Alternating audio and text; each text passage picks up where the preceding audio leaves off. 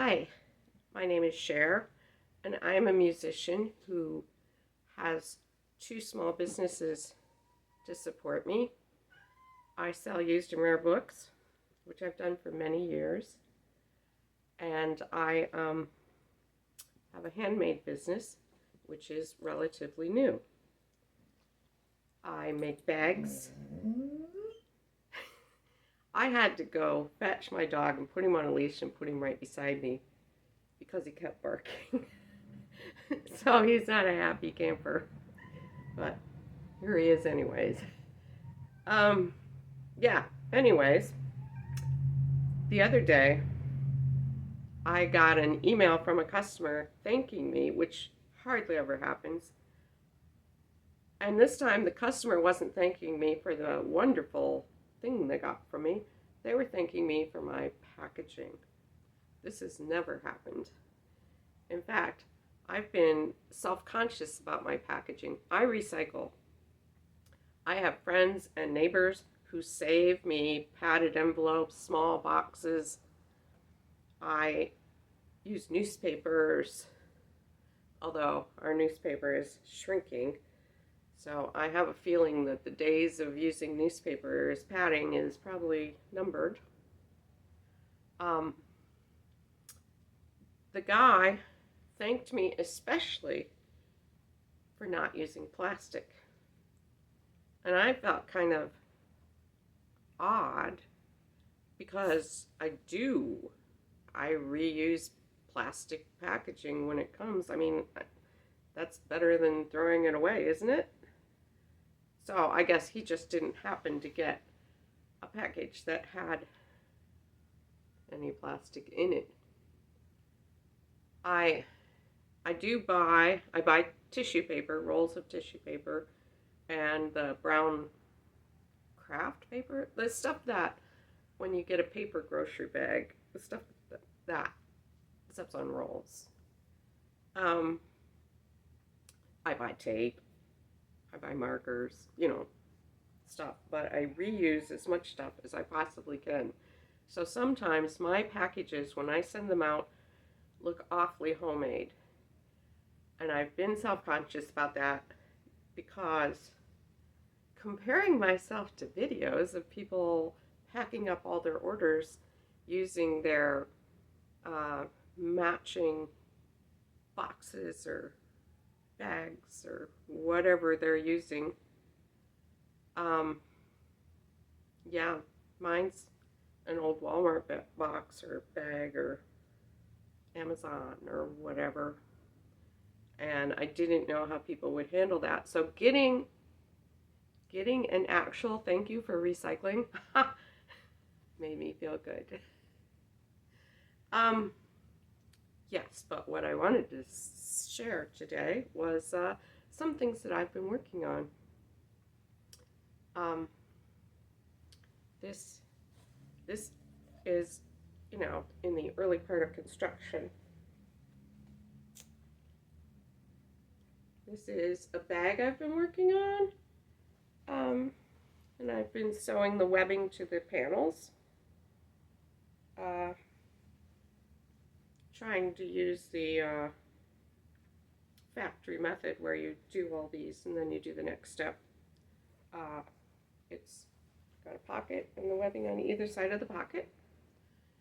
It's not like rocket science, but people like my bags. I guarantee it. Um, yeah, the hardest part is getting the pocket centered on there. Well, that's not so hard. It's getting the webbing pinned so it's straight. Oh, yes, Cher, don't cover me up.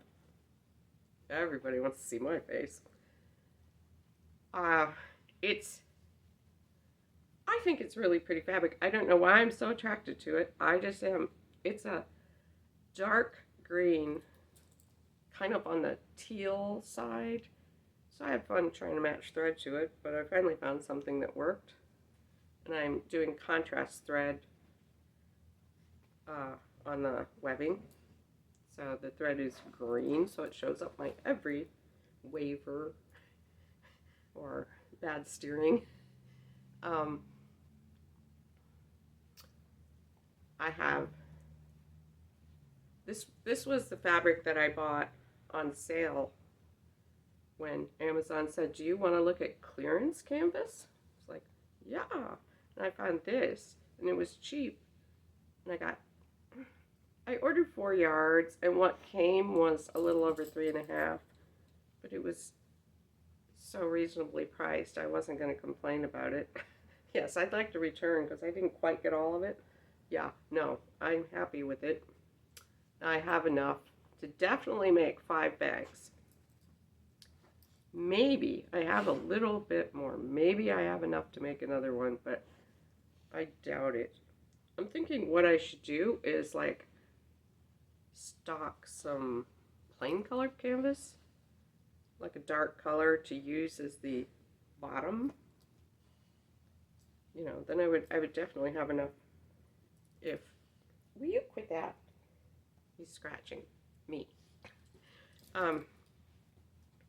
Yeah. Anyways, contrast bottom. I've never looked for plain colored canvas before. It probably costs 2 or 3 times as much as the printed. That's the way things usually go. I've got a peach colored. It matches these little flowers for the lining.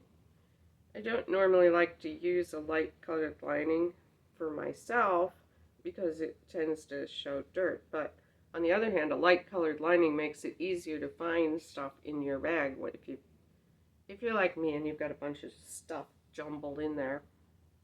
So the peach exactly matches. It's just a plain cotton.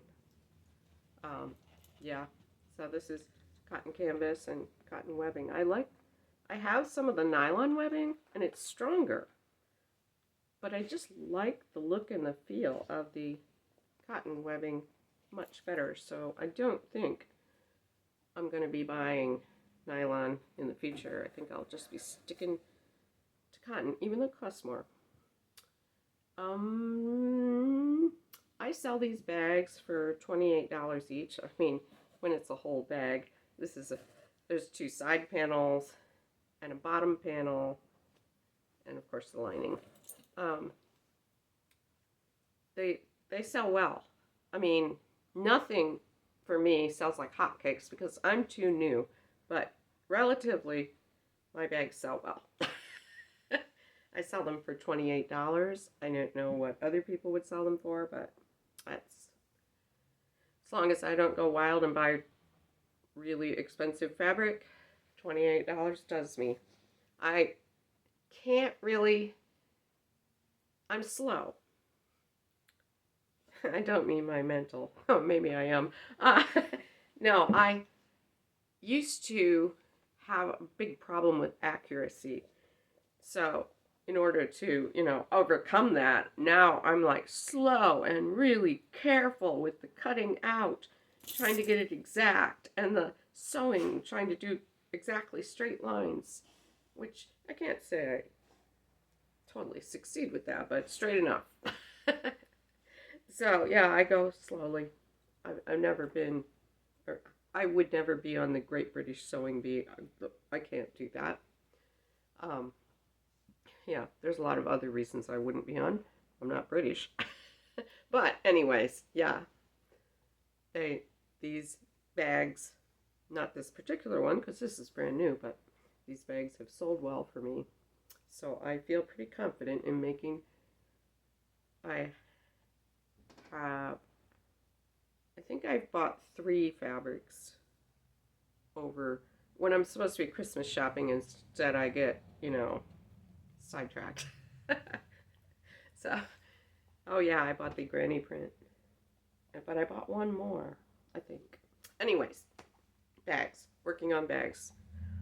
At the same time, I'm working on pink satin scrunchies. It's sort of a pinky purple, and believe me, this is the satin from hell. It frays. And not only does it fray and leave little bits all over the place, those little bits are static. So So you have little bits sticking everywhere when you sew. But they make decent scrunchies. I decided the pink ones, not pink, the satin ones sell better than the printed fabric, plain cotton. Um, so I went through my satin collection. I don't know if you follow Taylor Rose, but you know, I've learned many things from her. And she had a video a little over a year ago on these giant hair bows and how they were going to be the thing of 2025. And so I bought a bunch of satin to try making them. I didn't buy loads. I bought small batches to see if I could make them. And in between ordering and receiving, I started thinking, how do you store giant bows? How do you transport them if you're going to a show? How do you display them? I never could figure that out, so I never made any. So I do have some satins, different satins. They were all on sale at joannfabric.com. So one of them is thicker than the others. They all came really pale colors. So I have a really pale silver. One was dark. How'd that happen? But anyways, I figured I will use what I have. I'll work on these and I'll buy a few deep colors later. And maybe I will actually learn which satins fray and which don't, because I have some that don't at all, that are a pleasure to sew. Not these. But I'm working on pink right now because I'm too lazy to change out my thread in the sewing machine. I have a sewing machine upstairs, the 40s Singer, that I use for heavyweight stuff. So it's got a heavyweight needle, and I use it for the bags. And then I have a sewing machine downstairs that I have set up for this sort of thing, lightweight things with lightweight needle. And it's in the corner of my living room. Can't really see it. It's back there. Anyways, it makes it easy if I'm trying to get myself to do something and it's like, just go make 4 or 5 scrunchies. You can do that. And I can. The sewing, I don't enjoy the sewing, but I enjoy the flipping them out and the putting the elastic in. These need their little tiny holes sewn shut. I leave the elastic sticking out so I can find the little tiny holes. Whoops, that one's been sucked in, so I will have to search for that. Anyways, yeah, scrunchies. Because the bags and the scrunchies were the two things that sold the best for me. So, yep. Okay, the other thing I've been working on, or I had worked on, and I've moved on to make, are the book sleeves. Book sleeves. I should start with my initial book sleeve. Since I watch all sorts of YouTube channels, I am aware that everything should be pink and quilted. And it's funny, because the pink quilted one feels lighter, less heft.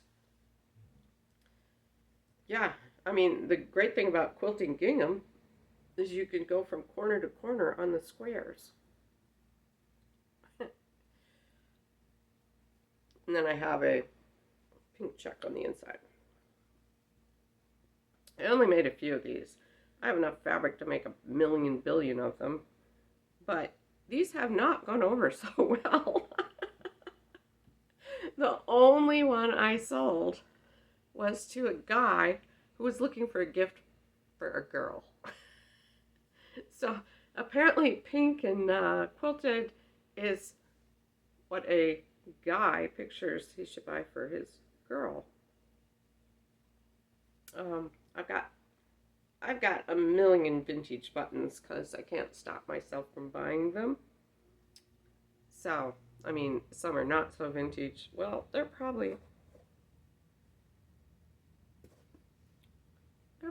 all at least 20, 30 years old, but you know, some are more vintagey than others.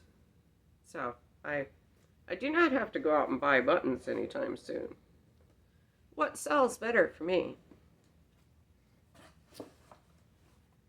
These are corduroy, dark green corduroy with a green flannel lining. These sell well. I've got various buttons on these. Okay, this is the small size and the large size. Large size is for a hardback. The small size is now retired, except for what I've got already made, because this fits a mass market paperback, and they've discontinued them. My daughter says I was out of the loop anyways, because no one reads mass market paperbacks anymore. Anyways, I do. I have one right here. This is a book I'm currently reading. Of course, it's 20 years old, but you know, hey, a good book is a good book. I can use this. Anyways, yeah. These two are upholstery fabrics. People go for them. I only have one left of this and one left of this. I might have more fabric to make it out of. I like using a textured solid color fabric on the outside and a floral or a busy fabric on the inside. So this has a floral. It's got this pretty peach. I only have one each of these, so I don't even think they're on the website. This is a dark green, like jacquard, with a pattern, and Madras plaid on the inside. And then I made some cheeky little African wax print. I love African wax print, and even though people seem to be attracted to African wax print, just is. And I found this lovely green polka dot. I made notebook covers out of them, and then I made some book sleeves. Bright and cheery. Get your small size now while you have a chance. And this has a really pretty vintage button on. And then the last ones that I just made. This is my last and final ever small bag. It's a oriental fabric that I picked up years ago in Joann. Never knew what to do with. Book sleeves work well. I don't have tons of it. It's got some gold highlights in it. Anyways, let me see. I have notes, but I haven't looked at them. I sell the book sleeves for $15 each. Again, I don't know what other people sell them for. I don't think I said scrunchies. I sell for $6 each. The $6, obviously, is so that if people buy more than one, you can go down to $5 each. And we put up a sign, you know, $6 each or 3 for $15. People very, very rarely buy 3. So $6 each. The book sleeves are $15. They've sold well. Again, I don't sell anything like hotcakes, but getting started.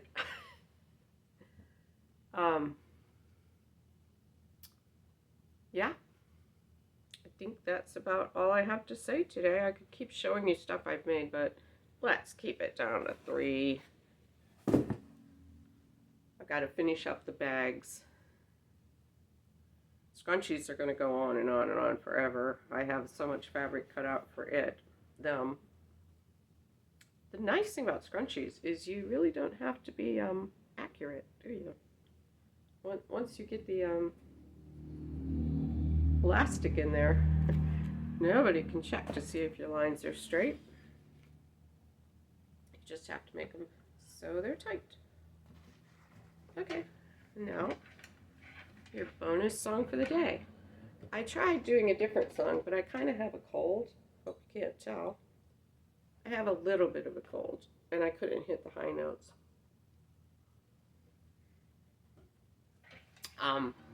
So I switched it down a bit. Only a couple high notes in here. This is an old song. And since I'm an old person, I remember when it wasn't cool to be gay. My best friend was gay, and I never knew why he was so discreet about it rather than protesting to the world. Announcing it to the world. Anyways, this is a song about hidden sort of passion.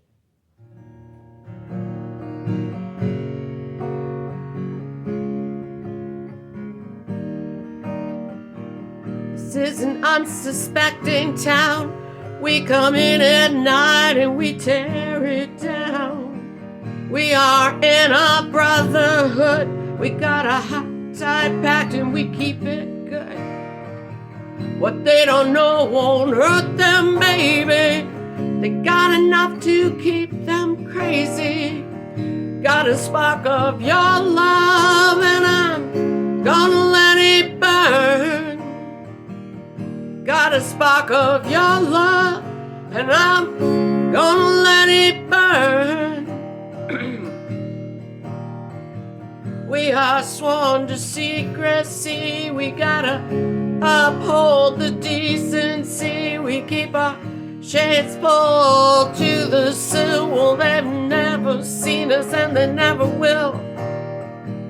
We keep our heat buried underground so they don't fight it when they poke around. Got a spark of your love and I'm gonna let it burn. I got a spark of your love and I'm gonna let it burn. We don't live, we coexist. We share the air that lovers kissed. We are in your dark dreams, baby. We are every mother's nightmare. I've got a spark of, got a spark of, got a situation that demands your attention. Got a memo from hell. Gotta soothe this hunger. Got a spark of your love and I'm gonna let it burn. I've got a spark of your love and I'm gonna let it burn. Got a spark of your love, baby, and I'm gonna let it burn.